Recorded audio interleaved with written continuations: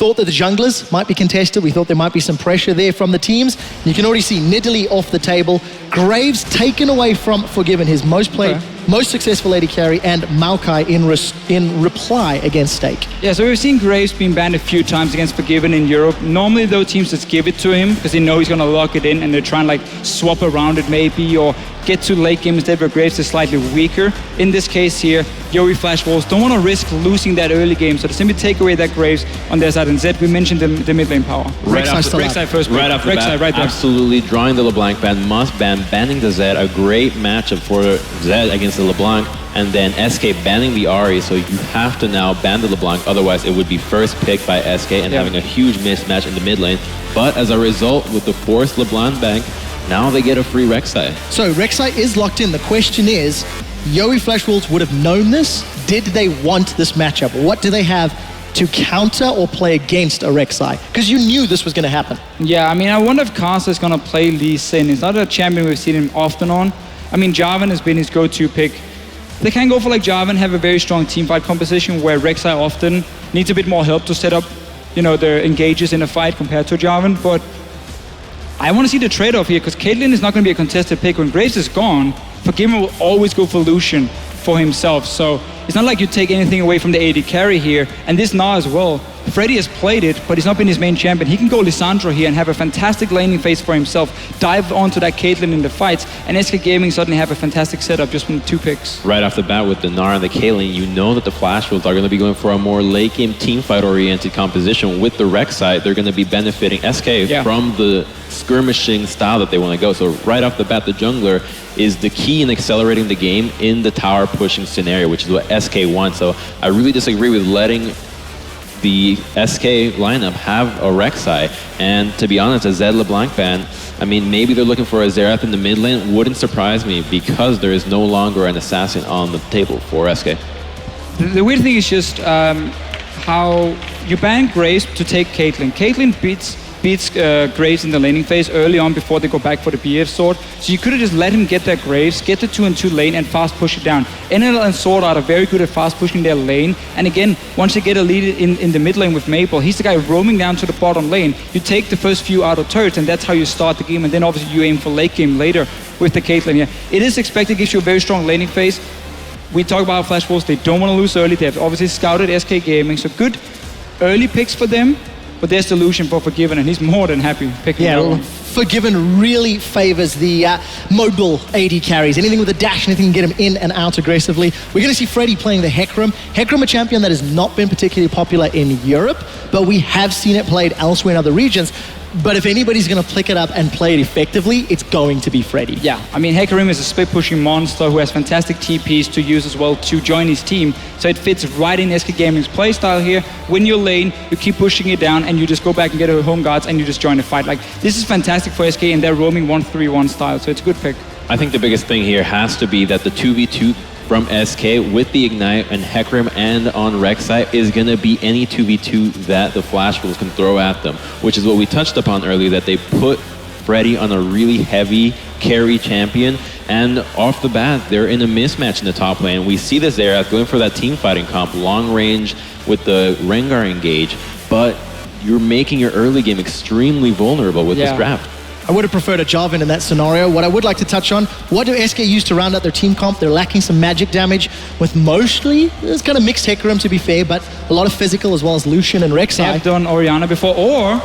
There we Diana. go. Yeah, there we talked about Diana. Deficio, I know you've prepared stuff for Diana in the mid lane. Fox is pulling it out. Oh, I expected a few teams to maybe pick it up. She got a few changes lately, and her laning phase, while it's not terrible, she's fine like 1-5 and just sitting and farming. She won't be killing the Xerath, but once she hits level 6, you are so good at setting up ganks, especially with Rek'Sai, with a TP Hecarim or just a guy roaming from the lane down to this mid lane here. They can set up so many picks in the lane. And also Diana, she fits really well with the current meta in terms of the items she builds. Like you often see Abyssal Zeptor or like Hourglass first item on mid laners, and that's right in her alley. That's what she likes to build normally. So she's become this like semi-tank bruiser AP that can really get in the backline late game. So this Xerath here, unless we see a massive disengaged support like Janna, will die in every single fight when a Hecarim Diana says, okay, there you are, kill. Now, right off the bat, we predicted that the Flash Wolves would go for a really strong 2v2 lane. They have ran it in the past. The Janna Caitlyn, it's gonna come out Janna Caitlyn,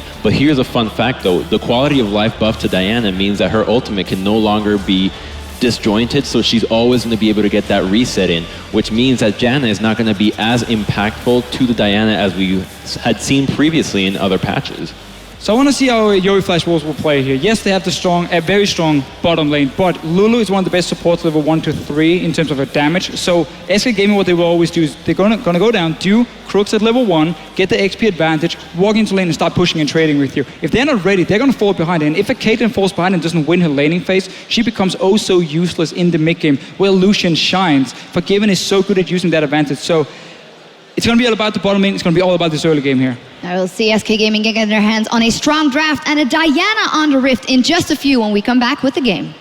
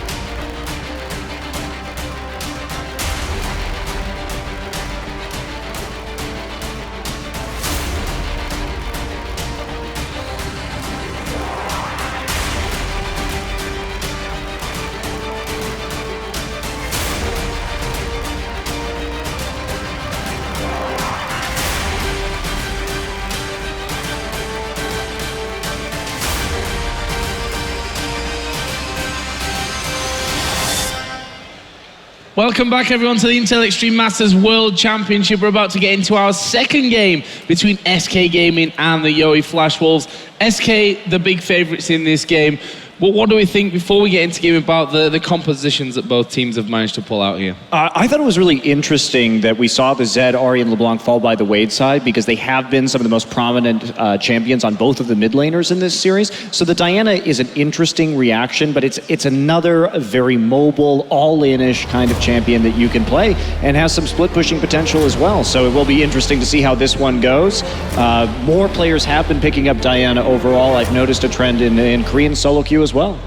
Yeah, well, SK Gaming on the blue side this game, the Yoi Flash Wolves on the red side. I'm excited about SK Gaming's comp. It's like the Lulu Dream comp, man. That makes Doa excited. It's gonna be a fun one, that's for sure. I'm a little bit worried for SK Gaming in terms of confidence for this game, maybe overconfidence, but also Fox looked a little bit nervous coming out onto the stage there, and he's probably the player in this team where, you know, N-rated and even Freddy at this point might be looking at them and saying, you need to chill. And, you know, Monty's pointing at my screen right now because, well, Fox forgot to buy a trinket. Speaking of nerves, yeah, I mean, it's a big stage for him to be on, and forgetting that trinket is just one of those things that happens. So I'm sure he'll notice. There we go. There's it. Well, no, maybe he hasn't noticed. No, I think he's probably noticed right now. And if we do talk about some of these compositions, I think the Xerath is a great pickup in this situation, at least for the laning phase, because they have that wave clear. And we know how aggressive SK likes to play. They really enjoy pushing up those lanes, and they've got the wave clear as well. Caitlyn does have a dip in the mid game in terms of power, picks it back up late. But you know, we've talked, a lot of our analysts here have talked to Clement Chu, who's one of the main analysts from the time when he's seen. And they really do like to press these lanes, the Yoi Flash Wolves, and then swap the AD and support into Stake's lane. Stake typically takes a hit in terms of his CS, and that goes over just for map control and outer towers. One other important thing when we're talking about Stake taking a hit, his magnificent afro has also taken a bit of a hit. That's true. He's got rid of the sides. He's only got like a top afro. I'm not sure if that's a technical hairdressing term for what's going on there. It's like a very thick mohawk, kind of. Yeah. I don't know if you... Maybe. I could settle for that. Yeah, apparently his teammates were saying that he seems to have lost some of his power after going under the knife for that one. So we'll see how that all works out for him. We see here the starts from Freddy. Going a little bit low on the Raptors, but that won't be much of a problem. He's recalling for the first time. And this is the typical SK lane swap right here. In fact, I'm kind of surprised Joey didn't have a different level 1 warding strategy, because that's the dangerous thing that SK likes to do, is for Freddy to go for those Raptors. And if you have a ward right there, he becomes extremely easy to kill. We talked about Joey saying they had prepared a lot for this match, and for me, that's a critical ward. Well, I mean, the big thing to worry about with SK, right, is that huge pushing power that Forgiven has, and they tried to stop it. If they would have gotten a 2v2 lane, I think Caitlyn Jana would have been able to stall that one out for a long time. But like you said, Monty, it looked like SK got that lane swap that they wanted. And how fast can they push that top turret down? That's what I'm wondering. Well, it's also the Doran's Blade start for Stake right here is a bit of a risky item, especially if the lane swap does come into play. Like it has, you have to land those autos to get the sustain off, and it's going to be really quite brutal for Stake in this environment. We do see him recalling right now. He will come back to lane most likely with that teleport, but he can't miss out on this wave, and Sword Art will be moving in there to give him a hand. Yep, there's the teleport. He's going to get right back up there, so at least he'll get some XP and CS out of it. But Forgiven and N-Rated already doing a lot of damage to that top turret, so far, whatever plan the Flash Wolves have is not really being too effective. Or being shown, I would say, as well at this point. I mean, they've gone into standard lanes. Stake again down to half HP as he comes back in there. And see, if Svenskeren gets involved on that top side, especially if they see where Carstitch, which they just have, that could be a little dangerous for them. And again, just a quick blast out of Forgiven, out of N-Rated as well. And Stake playing a dangerous game there on that top side. I don't even know what Sword Art is doing right now. He's just hovering around in the top side jungle. Thought he'd be going over to give Stake a hand, at least in the laning phase, but that hasn't actually happened. And now he's just walking all the way back across the map. Does drop a pink ward in the mid lane, but that was a lot of time where the support really wasn't much of a factor. I thought maybe he was worried about a dive or something like that. But I thought maybe they were going to try and bait a dive right there, but even so, that is just really, really risky, and Stake continues to take all of this damage, and that push going heavily in favor of SK Gaming right now. They're very comfortable playing this style. Of course, we see N-Rated with his top pick champion this season, and I'm surprised that it is this easy for SK. This Fox going a little bit aggressive, maybe too much so there. Actually taking a good blast back from Maple. As we see a lot of pings going down around the middle. Rengar's also headed onto the top side of the map. So let's see if Karsa can actually get involved. Won't be spotted by a ward. Also is only level 3 at this point. Looks like he's actually just on his way up top. Yeah, that's right, going to take those Krugs, but I think there's going to be a ton of pressure onto Sword Art in the latter parts of the game because you've got so much dive from SK. You know, how in the world are they going to keep people off of Xerath and Caitlyn? It's going to be really, really difficult. They don't have the best peeling. Now, Karsa, of course, is known for his Rengar play, and so it is a comfort pick for him, and they need to start getting something rolling here in the early game. But keeping Maple alive is going to be a big problem. That said, it is on to Freddy to get the TP home guard engages that will help him and his team win outright here, because it's a difficult thing to do. Sword Art getting caught out a bit. Yeah, in a little bit of trouble. Gets pushed back by Freddy, and I think he's going to be just fine with that. Yeah. NL able to get a decent amount of autos, but when you're playing Caitlyn, that's just kind of inevitable anyway. But Svenskeren doing the right thing right here, helping push out that wave. SK is just playing for the tower advantages, and this is one of the things that SK does, is Svenskeren is not afraid to show himself in lane just to control pressure and minion waves like that. And it is a bit risky, of course. By giving that information, you do make opportunities for cross-map play from the other junglers, but in this case, by holding them at bay, they're going to get the tower on this wave. Yep, that one goes down. First one of the game here for SK. And that will put them into a decent little gold lead. No first blood as of yet. No real action when it comes to kills. if you look down some of the farms, Steak managing to keep a lead over Freddy, as you'd probably expect with the fact that he does have a bit of range, at least up until his tower went down there. And this is an interesting move now from the Flash Wolves, knowing that that top tower's gone down. AD carry and support are still in that top lane. Let's go for a dragon. Yeah, they're pushing this up really aggressively right now. I'm surprised that we didn't see it, the recall coming in sooner, because right now, SK has this opportunity to control. If they do have the wave pushing back, they can simply send Hecarim up to the top side and get Freddy more ahead right here and make sure that this Hecarim is consistently able to split push, because that's the big key with Hecarim, is getting that Trinity Force is so incredibly useful on that champion. Here we go. Oh, Maple taking a lot of damage from Fox, but it doesn't look like he's able to quite get the connection he wants to for the all-in. I feel like he maybe had a chance there, but the thing is he doesn't really know where the junglers are at the moment, so it's a little bit too dangerous to go all the way in. Either way, more pushing from SK. I mean, Fox doing his part to get his damage done onto that turret. Steak again being forced back on his top side. Still having that lead over Freddy, picking himself up the chain vest there, so obviously was feeling a little bit of pressure and wanted to stay in that top side of the map a little longer, which obviously that chain vest will help out with. Svenskeren also on the bottom side of the map there, taking the crab, and then Enrated's heading down bottom, looking like they will be switching things up here. So Forgiven and Enrated will be heading down bottom as Maple again jumped on by Fox, but he's just toying with him at this point. I wonder what that chain vest is for, actually, if he's going to try and build an early Sunfire as a possible counterplay to Hecarim split pushing. It's a very unusual first item on a Gnar, so... But of course, with the Gnar nerfs coming in, we haven't seen much Gnar. Yeah, I mean, in the Korea region that we normally cast, the Gnar has pretty much just gone away, and the few that have tried it have failed pretty miserably. So yeah, we'll see what Steak's got planned for this Gnar here. And yeah, an early Sunfire Cape could potentially do some damage in team fights if he's able to sort of sit on top of NL and sort of protect him from the people coming in, potentially push them away with the ult. I suppose you could arguably say that Gnar's a bit more peel, but it seems pretty awkward either way, doesn't it? Yeah, I think it may be just for the split pushing. We will see what it gets built into, though. I am curious. There are, of course, more than one option to deal with this Freddy. So he starts split pushing in the mid lane. Okay. So Yowie actually playing this pretty defensively. Steak happy just to sit there and pick up the CS, and this is going to give SK some opportunities to get into the enemy jungle, apply the pressure elsewhere.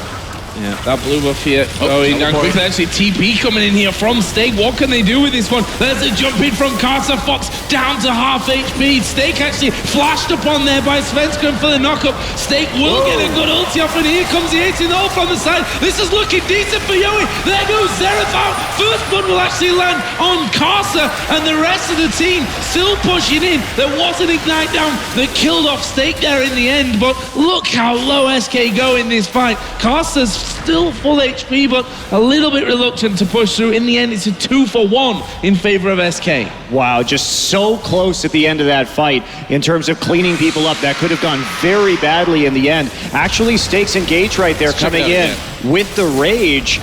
Did make some sense right there, and he does actually get that Mega Gnar off at the right time. Forgiven gets onto NL on the side. That's a nice knockback, triple stun.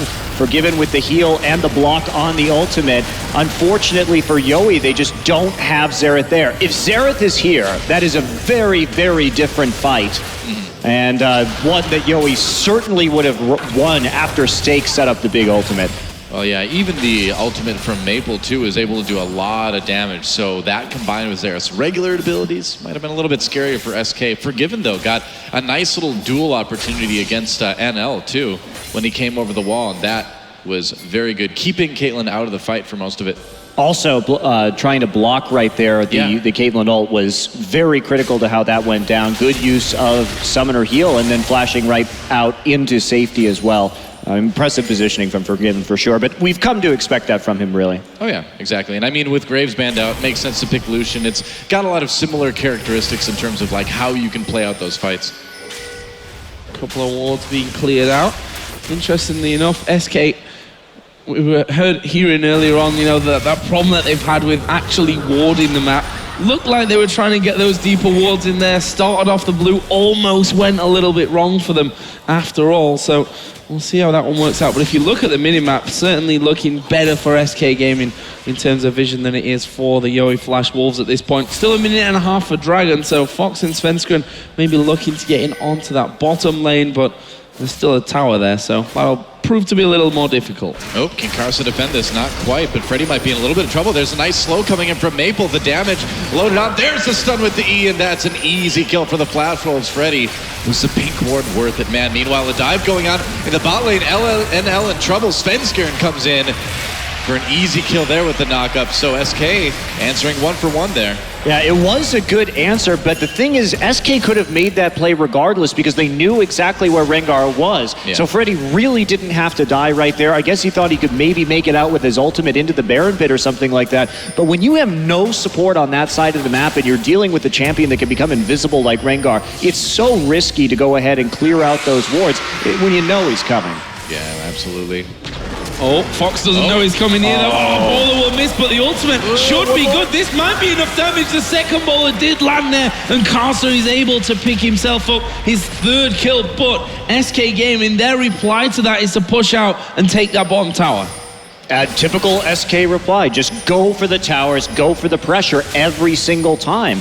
And the thing about Rengar is, yes, we do see Karsa stacking up those kills in the early game, but he really does fall off pretty hard late. You have to be able to find flanks for him to initiate these team fights, and he may not offer the peel that's necessary, but we do see the downsides to Diana. She's a pretty binary champion. She only goes in and like attacks. There's not a lot of subtlety to her play, and she is very vulnerable in that laning phase, and one of the most prone champions to get ganked on, unless you can somehow like lunar rush to your Raptors if they happen to be up. It's one of the few ways you can actually get out of that situation. Yeah, very true. Dragon's back up again, and it looks like for now, the Flash Wolves have a bit more vision. SK trying to push back and grab a bit more territory themselves. And it looks like they'll be able to. They're going to start that Dragon right away. Wow, all of the Yowie Flash Wolves are right there. This seems a little bit dangerous. The damage from Maple's going to be scary, but it looks like SK, are they going to get this Dragon? They will, but now they might have to fight Stake. He's not in Mega Gnar anytime soon. And whoa, what an ult coming in from Freddy. Can SK capitalize? There's a good ult in response from Sword Art. SK is going to have to back away. Sword Art really saving the day there on that one. The damage just isn't there yet from Yowie. I'm actually very surprised they went for that Dragon play in the first place. They already got that first Dragon in the game. It is unnecessary at this point in time to go for any more, especially when you have free farm up in the top lane, or maybe even pushing down the top lane tier 1. You can send that resource up there. John and Caitlyn are great at fast pushing. Yowie Flash Wolves know how to fast push. You take towers right now, give up the drag. Yeah, absolutely. Try to push up that mid lane just a bit, but SK was able to respond and be there.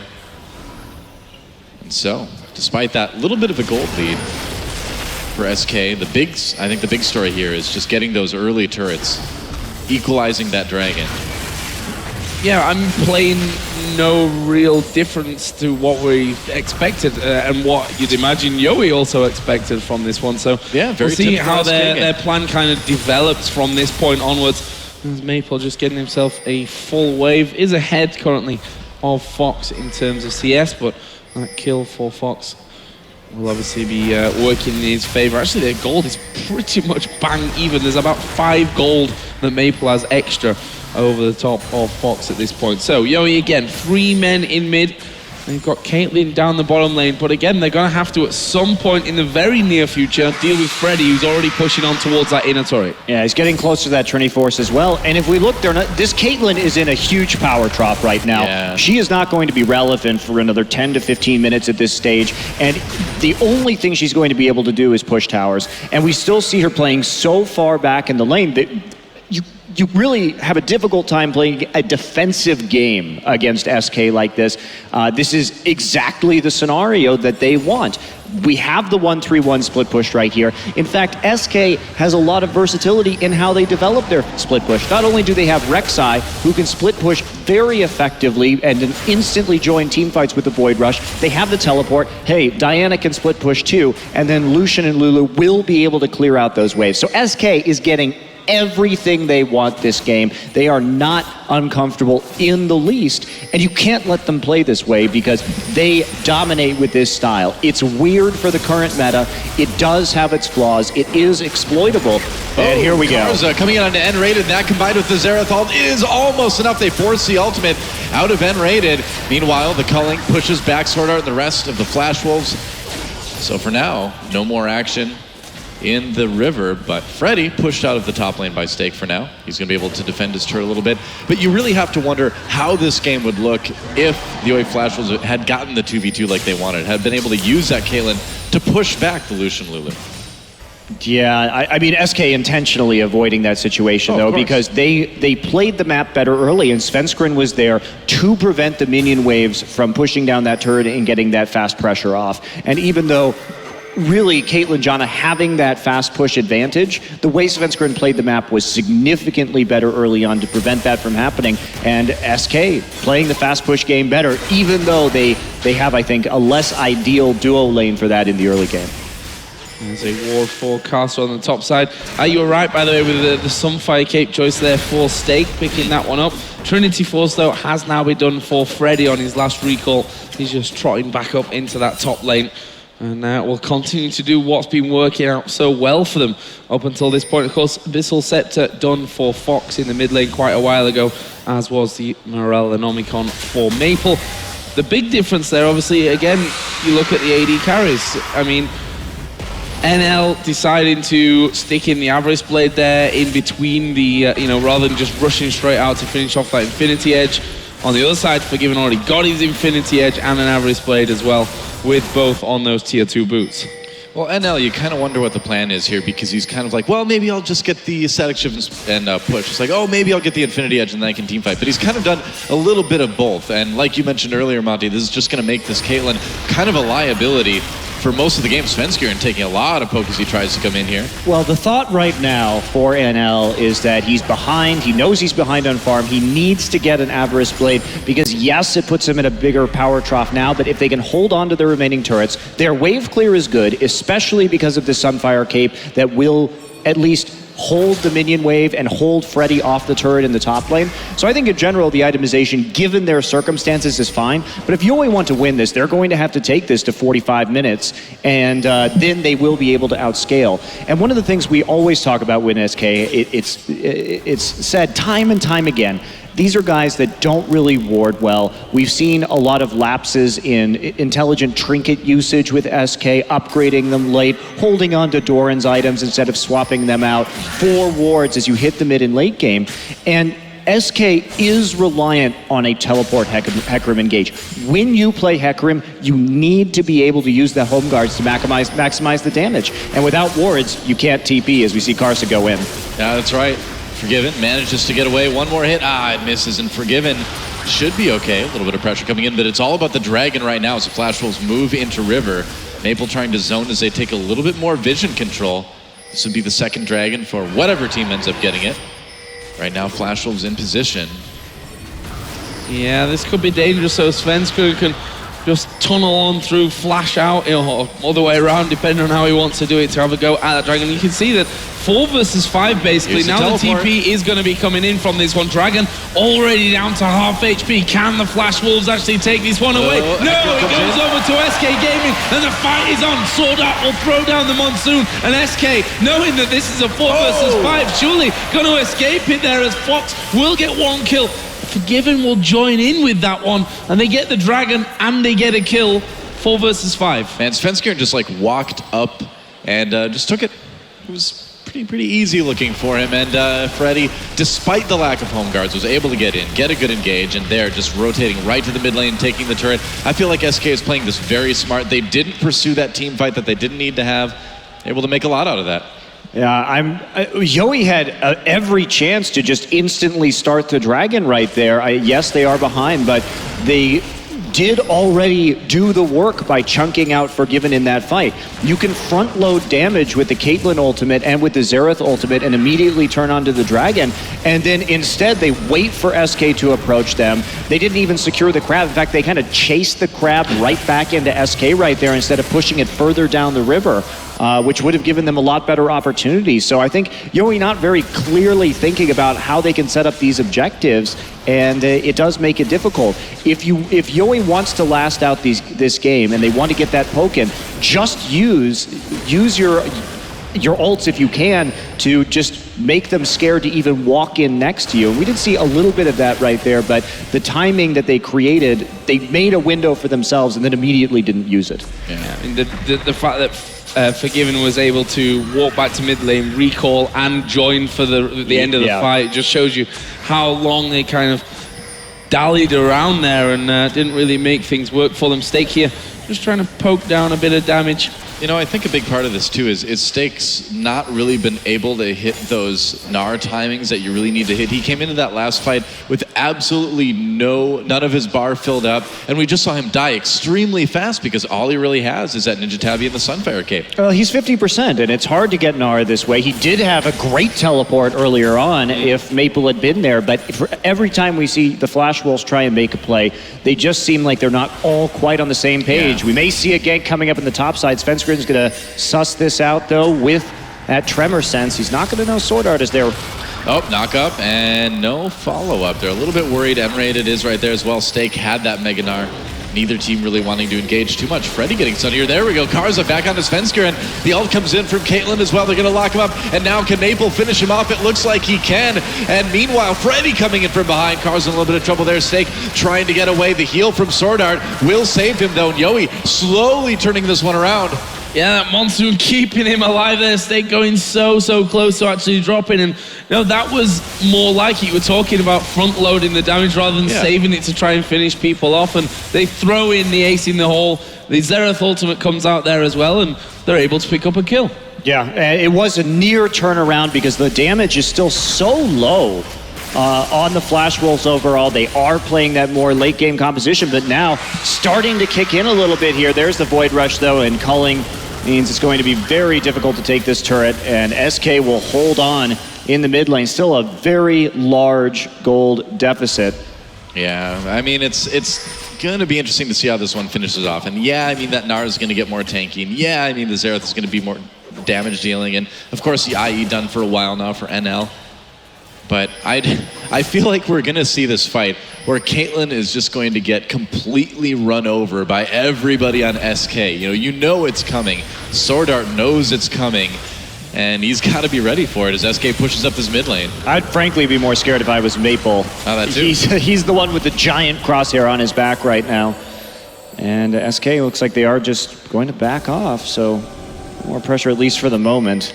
And of course, Fox dangerously close to that Zhonya's Hourglass, and that's really where the diving in the back line can begin right here. It's going to be a huge power spike for this team, able to easily take out Maple with no real threat. NL's traps this game have actually been doing a lot of work. We've seen him trap a lot of people in these team fights, or at least prevent follow-up engages with them. Saw it in the last fight as well onto Fox. And true enough. SK pulling it back and playing it a little bit more passive now. Some wards up in the top lane. But Yoi Flash Wolves have a decent amount as well, too. One thing SK is going to have trouble with is closing out this game, because beyond their fast push, yes, they have a split push, but they have to split push with this composition. They don't have a ranged mid laner. They're running a ton of melee champions out of the solo lanes in the jungle. And so Forgiven's really going to be the only one who's dealing damage to turrets in this situation. He just went back and picked up a QSS as well. So definitely worried about the potential of a Gnar ultimate coming in and knocking him out of the fight. I think that's a smart buy right now. Yeah, definitely. Svensker a little bit harassed to see who's back into the jungle there. Yeah, I mean, Randuin's on him. Probably not going to be too worried about that one. Did take a little bit of damage on the way through. We also have next Dragon coming up here in 33 seconds.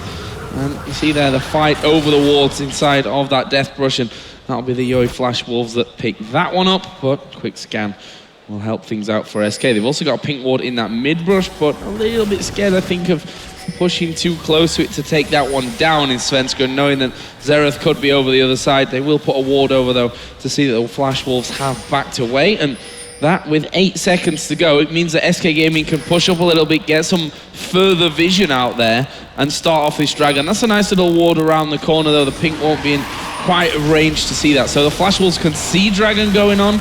Stake's not there. TP's available, though. He's coming in. That's right. He's going to give it a try. There's a teleport. The Dragon does still go to SK. Oh, NL takes a lot of damage right away. And Sword Art again trying to use that ult to disengage. Meanwhile, Karza comes back in again and going to get blown up. And there's a kill actually for Freddy. But Forgiven, able to do work. So yet again, we see a Dragon and a couple kills for SK. Yoi Flash Wolves, all these Dragon fights have felt very half-hearted. They're like, oh, we kind of need to do something, but we really can't. Stake had the wave pushed up to the tier 1 and top and was in his exhausted phase, so he couldn't even get Gnar Fury coming into that fight. Yeah. Yoi had no business attempting to contest that Dragon under those conditions when they simply could have dealt damage to the top lane turret instead. Oh. Stake's teleports have been really hit or miss this game, and it doesn't look like the communication is really there at all to even say what kind of state Gnar is in and if he's capable of fighting in the least. And he didn't even try to fight. That was the thing. He TP'd in and then tried to walk away. It ends up dying. Could have at least taken, or the outer turret done damage to it at least, but questionable decision there maybe from the Yoi Flash Wolves, especially considering they've given up the position in the first place on the Dragon. So interesting choice. Yeah, probably one that's going to cost them as well. Yeah, they're just tunneling on this Dragon right now when they could be trying at least to close this gold gap a little, but they're playing SK's game through and through. And this has been the entire story of this game so far, is SK had got the lane swap and the tempo has been theirs this entire time. It's been purely reactive play from Yoi, and it does look like they're panicking a bit in terms of SK's strategy. It's unusual to play against, and that's the thing when you play against a team like SK. You can say, okay, we watched all the VODs of this, but there's no one who really plays like them, so knowing what's coming and then having that in-game feel for it are two very different things, because you're not going to find practice partners that really play like SK Gaming anywhere. That's a really good point. A lot of the preparation to play against SK has to be more mental. If you're a team like Yoi Flash Wolves, you don't really get a lot of that feeling that you get in the game. Looks like we've got a little bit of an issue. Unless you find a practice partner and you say, can you play like SK? That's true, yeah. Can you just be like SK? Like, oh yeah, sure, no problem, easy. I don't think it quite works like that. No. Yeah, we'll get this sorted out ASAP and then back into the game again. But, this one isn't quite as one-sided as the first game we saw tonight, but it is still looking pretty convincing for one of our two teams here in Game 2. Well, yeah, I mean, if it was as one-sided, we'd be about 30 seconds away from the game being over right now. But still, SK only with that outer ring of turrets down. And that, again, it's their composition. They can sit here and comfortably split push, keep pressure on, and then repeatedly take Dragon until they can dive. And that's probably what they're going to do. If they can get the tower damage, it's kind of a bonus. But as long as they can keep their ward line forward, as long as they can keep the waves right at the tier 2s, every time the Dragon spawns, they'll be back there with the advantage easily. Now, what surprises me a little bit here is Freddy did not buy Home Guard yet, which is a really late upgrade when we talk about Hekrims from other regions around the world. That's usually a very quick pickup on the enchant, and we haven't seen great TP play from Freddy, generally speaking, over the course of this season. That really isn't something that is his strong suit. He uses TP a lot to get back into lane or in the lane swap scenarios, and it doesn't really follow well. But the thing is, I feel that you should not be playing Hecarim if you can't get a good Home Guard engage, because that is his strength right there. So I think against a better opponent that's better skilled in terms of dealing with this split push or setting up, maybe not committing to these team fights that are a little bit difficult for Yoi to win in the first place, it may be a bigger issue. So I'm wondering if he's going to be picking this up down the stretch in this tournament, because I'm not really seeing it. Yes, the split push works, but those team fights happen. You have to be able to Home Guard and see it in advance. You have to be standing in your base. One thing I will give him, though, is that he's been there before Stake when they fought almost every time. Had a couple of good ultis in there, and Stake's certainly not been able to match up with him, which is what you expect when he comes in as little, tiny, squishy Gnar and just basically gets destroyed without being able to do anything. This Gnar, man, this has not worked out. And it kind of continues the trend of Gnars we've seen posts and nerfs. You know, he's spending a lot of time in that exhausted phase. You're just not showing up in the Mega Gnar phase. I think he's been Mega Gnar in like one fight so far this game. Which he did well He in did as well. have a very good ult in that fight. But making that happen, you know, coordinating like that seems to be difficult enough that most top laners worldwide really have kind of given up on the Gnar for a little while. Yeah, it was already difficult to play around, and now it's even harder. So I think that's... And we know Stake is an Aurelia player that maybe they could have counteracted this split push a little differently besides getting that Sunfire first on the Gnar. And it's just not even going to be in play right now. Also, Aurelia with the earlier power spike as well may have been able to at least create some pressure quicker in this game. Definitely true. That said, we still don't see any trinket upgrades except for N-rated on SK. So a little bit behind, I think, in the warding game. That's been pretty common. Can always trust the supports, man. We'll get those trinkets upgraded. Yeah, well, We know about map too bad you control. can't pay for Freddy's upgrade as well, because that would probably help him in his little split pushing endeavor. It's coming, right? Soon you'll just be able to like click on other players on your team and play for them. That's the support dream. It's like, yeah, we need this objective, guys. Or I just like make I'd my like 80 to be carry able to dive. buy items for your friends. Yeah. That'd be cool. Gift an item to another player on your team. who's Enrated not could have doing bought so well. Fox a trinket at the start of the game. That's true. And I Yeah. forgot it. That's right. Hey, buddy, I see you've forgotten to get your early free trinket. Let me pick that up for you. See? Nice All guy. good. Yeah. We seem to have a bit of a problem, I think, with guess so. Forgiven right now, which hopefully should be sorted soon. He has rejoined into the game. What so- happened was his like piercing, murderous glare scared his computer into operating correctly. I'm pretty sure that's what happened. Not sure you can say he's got a murderous glare. I think that might... I don't know. If you're in lane against him, I think you could describe it as that.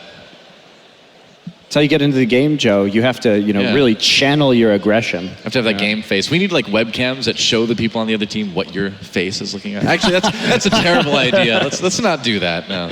No, I don't think that one's ever going to get passed anytime soon. But guys, we are going back into game here, or actually we sure? We did for about 10 seconds, and now we have a pause again. So yeah. Oh well. You know, you do look at Stake's hair right now, and it says value hair on his sleeve, and I feel like with only about a third of his hair remaining, we are kind of getting the value version of Stake's former haircut. It's true. I have to be honest, I did prefer his old afro. I feel like it, Yeah. fit Stake It was better. magnificent. It was magnificent. It was a mighty mane. It's true. Impressive afro. Yeah. All gone now, though. Not all gone. Okay, the sides have gone. All remembered. And the top's a lot straighter. It used to be a really curly afro, but I don't know. You can't really have just the top stick up when you have a situation like that, Yeah. Unless you're just going to put a lot of like mousse or something in it. Make like a giant mohawk thing. Sounds like a good plan to me. Do you use mousse, though? No. You a mousse man? Well, I mean, I grew up in Minnesota for a certain extent, so yet in that sense, yes, I suppose. But hair-wise, no, not so much. How about you? No.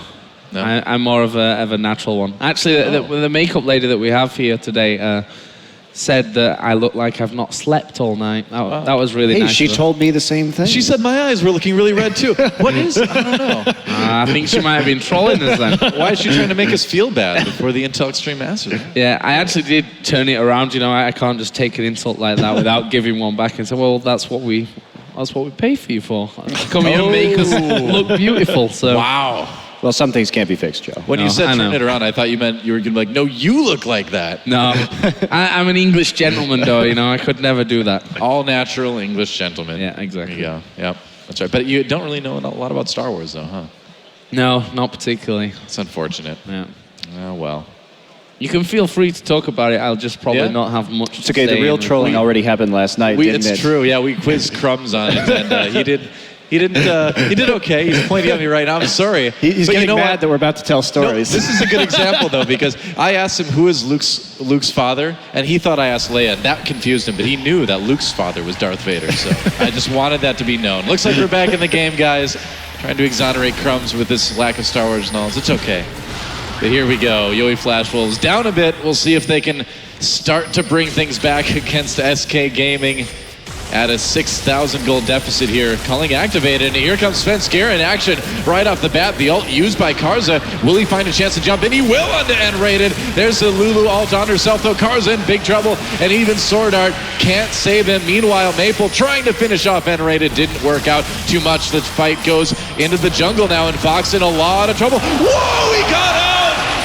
Steak wasn't quite able to connect with that, and now Freddy chasing it. Meanwhile, another kill for Forgiven off screen, and SK is going to be satisfied with that.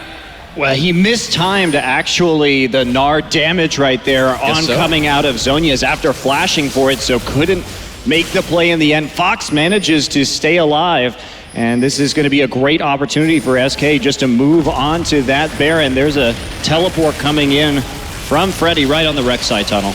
Yeah, that's true. Thought they might be a little bit low there, but Freddy coming in full HP. Steak's going to have to be a bit of a hero at the backside here. He's going to have NL and Sword Art coming in with him, and well, Steak's not the hero, and it won't be Sword Art either. It's going to be Forgiven that gets the double, and that is the Baron going down for SK Gaming. Man, Steak's item build is pretty rare, but his deaths have been well done. SK. Oh, God. Sure. Well played, sir. Well played. Such a replay of that last fight. Yeah, replay coming in, and Maple walking backwards, of course. N-rated, you can't really assassinate anyone while N-rated is around with that wild growth. And beyond the ultimate, we just haven't seen a lot of Maple Xerath in these team fights. There's the dodge with the Zhonyas, and doesn't get the remaining damage. Fox able to flash out of that in the end. Maple trying to lay down some cues from the backside, but Forgiven's positioning again on point this game. And it's just such a pleasure to watch Forgiven play because he knows his limits so extremely well. And you'll very rarely see AD carries kind of absorb an ace in the hole for the rest of their team, see it coming, be able to react so decisively. He just plays so well around everything that's going on in a team fight. He's truly, truly world-class. Yeah, it's been a lot of fun to watch on the ULCS. And looks like we're not going to get anything different here at the Intel Extreme Masters. SK trying to push this mid lane tier 2. Is there anything Yowie can do to stop this? No. Nope, guess not. No, a little bit of poke from Maple, but that's about it, I think. And you know, that last fight is so chaotic, which I think this SK team and just how it's composed actually does really well. And you saw that Maple was on somehow the south side of the SK team. The rest of his teammates were up north. And if he can single out a Xerath like that, it makes it so much easier to kill. No way that he's going to escape. And loop at Freddy. He might even try and loop around.